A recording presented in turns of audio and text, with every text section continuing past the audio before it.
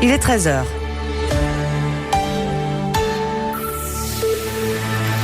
« 10 décès évités par 100 000 doses de vaccins ». C'est la première projection que fait l'épidémiologiste Yves Copiters, alors qu'on passe aujourd'hui en Belgique la barre des 20 000 morts du Covid. Les partis politiques se prêtent à la tradition des vœux de Nouvel An. C'est toujours l'occasion de mettre en avant l'une ou l'autre mesure. L'EMR a ouvert le bal aujourd'hui en proposant un bouclier fiscal. David Bowie nous a quittés il y a tout juste 5 ans, mais sa légende est encore bien vivante. Évocation de l'extravagante star anglaise du rock dans ce journal. Bonjour à tous, nous venons donc de passer le cap des 20 000 morts du Covid-19 en Belgique. C'est ce qu'affirme l'Institut de santé publique Siensano ce matin. L'Institut qui confirme aussi la hausse des contaminations évoquées hier, plus 11%, soit 1776 nouveaux cas par jour, c'est la moyenne nationale. Cette hausse avait été pressentie avec les départs et les retours de vacances. Elle vient un peu doucher l'optimisme déclenché par l'arrivée des vaccins, qui pourtant auront une réelle incidence sur la mortalité et sur la gravité de la maladie. Cette incidence, certains tentent déjà de la traduire en chiffres. L'épidémiologiste Yves Copiters estime à 10 le nombre de décès évités pour 100 000 doses de vaccins, mais attention, ce calcul va évoluer dans le temps. Vu l'incidence actuelle de la maladie, on peut estimer que par 100 000 doses de vaccins qui protègent complètement avec 2 doses, on peut estimer qu'on aura un bénéfice de 10 décès en moins, systématiquement, par tranche de 100 000. Alors c'est peut-être un peu évalué de façon un peu grosso modo, mais c'est ça. C'est 10 décès en moins, c'est 50 à 60 complications en moins de forme grave, et puis c'est surtout toute une série de syndromes post-Covid en moins, ce qu'on n'arrive encore pas à tout à fait estimer à l'heure actuelle, mais qui va être très, je dirais, pesant par rapport à la suite et à la reprise des activités. Ce serait trop court de dire qu'à partir de 600 000 vaccins, il n'y aurait plus de décès, dès lors que la moyenne à l'heure actuelle est d'environ 58 décès par jour. Ce serait possible de le dire, pour autant qu'on couvre bien toutes les personnes de 85 ans et plus, puisque je dirais que 55 à 60% de la mortalité se passe dans les tranches des 85 ans et plus. Donc il faut d'abord couvrir ces populations à risque, et il faut couvrir aussi les populations en maison de repos, et c'est pour ça que c'est la priorité dans la stratégie de vaccination, puisque 55% de la mortalité se passe toujours dans les maisons de repos par rapport à la mortalité globale. Donc oui, on peut estimer que le bénéfice sera visible lorsqu'on aura couvert quasi complètement ces tranches d'âge. Yves Copiters avec Dominique Delal. Tous les pays se sont lancés dans cette course à la vaccination contre le Covid-19. Enfin, lorsqu'on dit tous les pays, ce sont seulement les pays qui ont le moyen d'offrir cette protection à leur population. Jusqu'à présent, les pays les plus pauvres n'y ont pas accès. Or, Daniel Fontaine, on sait qu'on ne pourra pas maîtriser la pandémie sans une action et une vaccination coordonnée au niveau mondial. Les dirigeants en prennent conscience. Vacciner massivement leur population peut apporter un bénéfice national à court terme, mais ça ne représente pas une solution à plus long terme. Nous ne serons à l'abri de ce virus que lorsque nous serons tous à l'abri, dit le ministre britannique des Affaires étrangères.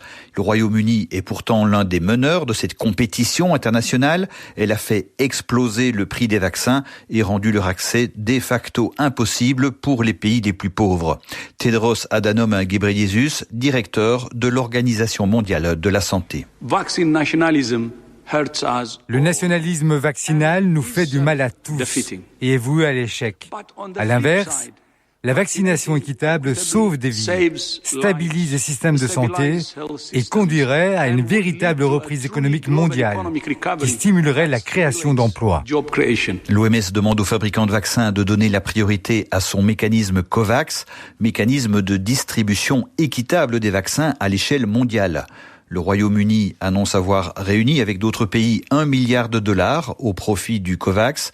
Les pays les plus pauvres devront encore attendre quelques semaines avant de pouvoir commencer à vacciner leurs populations les plus vulnérables. Et cette annonce britannique de financement du vaccin intervient le jour où le secrétaire général des Nations entame une visite dans ce pays. Cette visite prévue en présentiel se fera finalement de manière virtuelle. C'est une première. Antonio Guterres assiste aujourd'hui à distance à un événement marquant le 75e anniversaire de la première session à Londres de l'Assemblée générale de l'ONU. Venise ferme ses musées jusqu'au retour des touristes. Après plusieurs semaines de confinement pour les fêtes, l'Italie assouplit ses mesures. Les bars et les restaurants peuvent rouvrir dans plusieurs régions, ainsi que les musées à partir du 15 janvier.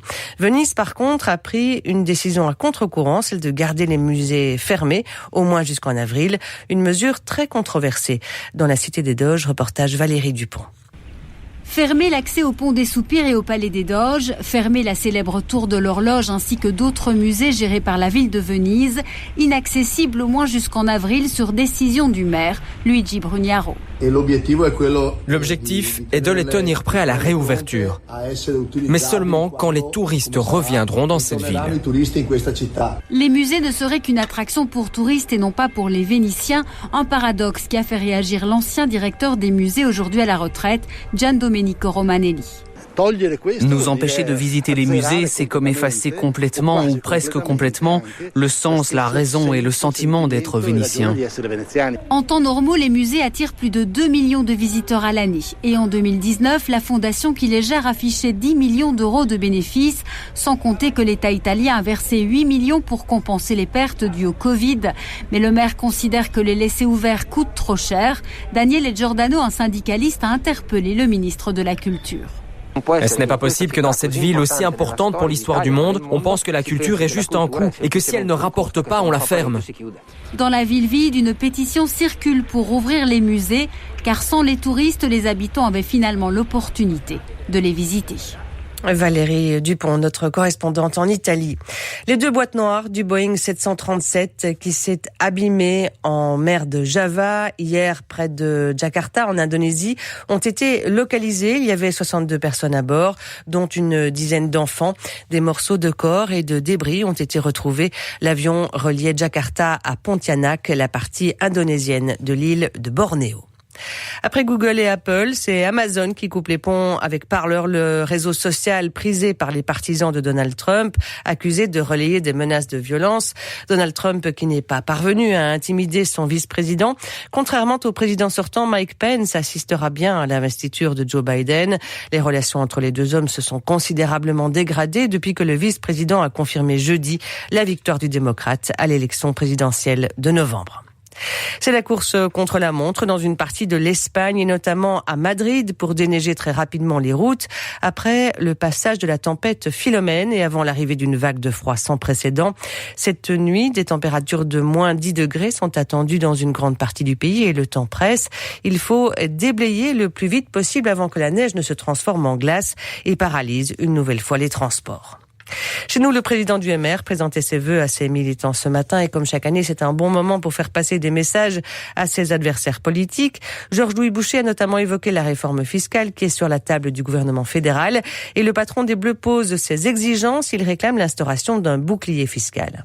Aucun travailleur ne devrait être amené à payer plus de 33% d'impôts par rapport à ses revenus.